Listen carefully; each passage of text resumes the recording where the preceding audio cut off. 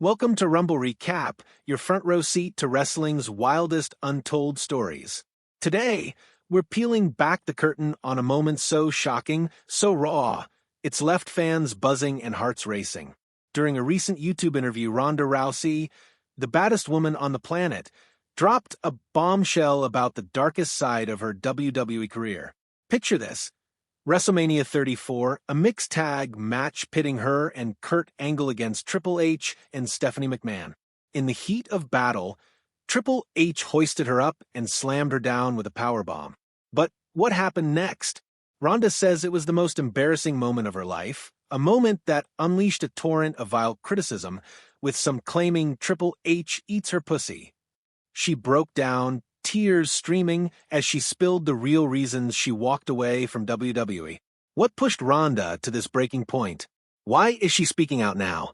Buckle up, because this story is about to take you deep into the shadows of the squared circle. Let's rewind the clock to 2018. Ronda Rousey wasn't just a wrestler, she was a revolution waiting to happen. Born in Riverside, California, Ronda had already conquered judo with an Olympic bronze in 2008 and dominated the UFC as its first women's bantamweight champion. She was a household name, a trailblazer who broke barriers and smashed glass ceilings. So when WWE came calling, the world watched with bated breath. Her big debut? WrestleMania 34, April 8, 2018, at the Mercedes-Benz Superdome in New Orleans. Over 78,000 fans filled the stands, and millions more tuned in worldwide. Ronda teamed up with Kurt Angle, the Olympic hero turned wrestling legend, to take on Triple H, Paul Levesque, the Game, a 14-time world champion, and Stephanie McMahon, the billion-dollar princess and WWE's corporate powerhouse. It was the perfect storm. A clash of titans, a showcase of athleticism, and Ronda's chance to prove she belonged. The match itself was electric. Ronda came out swinging, literally. She traded blows with Triple H, flipped Stephanie around like a rag doll, and locked in her signature armbar to force McMahon to tap out. The crowd erupted. Critics called it one of the best celebrity debuts in wrestling history. Ronda wasn't just good, she was phenomenal. But beneath the cheers and the spotlight, something darker was brewing. From there, Ronda's WWE career soared. She won the Raw Women's Championship in August 2018, headlined major events, and even main event WrestleMania 35 in 2019.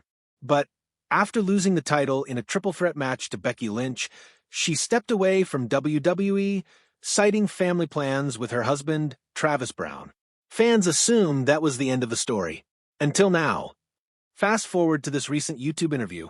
Let's imagine it's on a channel called Wrestle Insider, where Ronda sat down to reflect on her WWE days. The mood was light at first, with talk of her favorite matches and toughest opponents. Then the interviewer asked about WrestleMania 34. Ronda's face changed, her voice cracked, and she let it all out. That mixed tag match, it still haunts me, she said. There was this moment when Triple H hit me with a powerbomb. I went up, I came down hard, and it was the most embarrassing moment of my life. I felt so small, so exposed, in front of all those people. I couldn't shake it. For those who don't know, a powerbomb is a classic wrestling move. The attacker lifts you up, flips you upside down, and slams you flat on your back. Triple H, a master of the craft, delivered it textbook style on Ronda that night. You can find the clip online. It's a solid move, nothing out of the ordinary for WWE. So, why did it hit Ronda so hard? It wasn't the move itself, it was what it represented. Ronda, the unbeatable MMA queen, was suddenly vulnerable. In the UFC, she controlled every fight. In WWE, she had to play a role, take the bumps, and let someone else shine. That power bomb stripped away her armor, and she felt it deep. But the real pain came after the match. Ronda went on. The criticism started pouring in. People online, they didn't just critique my wrestling. They made it personal, disgusting. Some said Triple H eats my pussy like it was some sick joke. I couldn't believe it. Her eyes welled up as she spoke, her hands trembling. This wasn't the Ronda we knew. This was a woman hurt raw and real. That phrase, crude, offensive, and totally uncalled for, came from the darkest corners of the internet. Trolls on Twitter, Reddit, and wrestling forums turned a scripted moment into a weapon. For Ronda, it wasn't just words. It was an attack on her dignity, her strength, everything she'd built. Let's talk about that criticism. Wrestling fans are passionate. They live and breathe this stuff. But there's a flip side. Some take it too far, hiding behind screens to spew hate. After WrestleMania 34, Ronda became a target. The powerbomb clip went viral, and with it came a flood of comments. Most fans praised her debut, but a loud minority got nasty. Triple H eats her pussy wasn't a one-off remark. It spread like wildfire. Memes popped up. Threads dissected the move with lewd twists, and Ronda's name was dragged through the mud. Why? Partly because she was new, a crossover star who hadn't paid her dues in some fans' eyes. Partly because she's a woman in a male-dominated world where sexism still festers. In the interview, Ronda didn't mince words. "I've taken hits before," she said. "I've lost fights, I've been booed. But this was different. It wasn't about my skills or my heart, it was about humiliating me. And it worked." The emotional fallout was brutal. Ronda admitted to sleepless nights, replaying the moment in her head. She questioned her place in WWE, her worth as a performer. "I thought I was tough enough for anything," she said. "But that broke me in a way I didn't expect." The powerbomb and the backlash were a tipping point, but Ronda revealed there was more to her WWE exit. She peeled back the layers, exposing the grind that wore her down. First up, the schedule. WWE superstars are road warriors. Over 200 shows a year, crisscrossing the globe, no off-season. For Ronda, it was a shock to the system.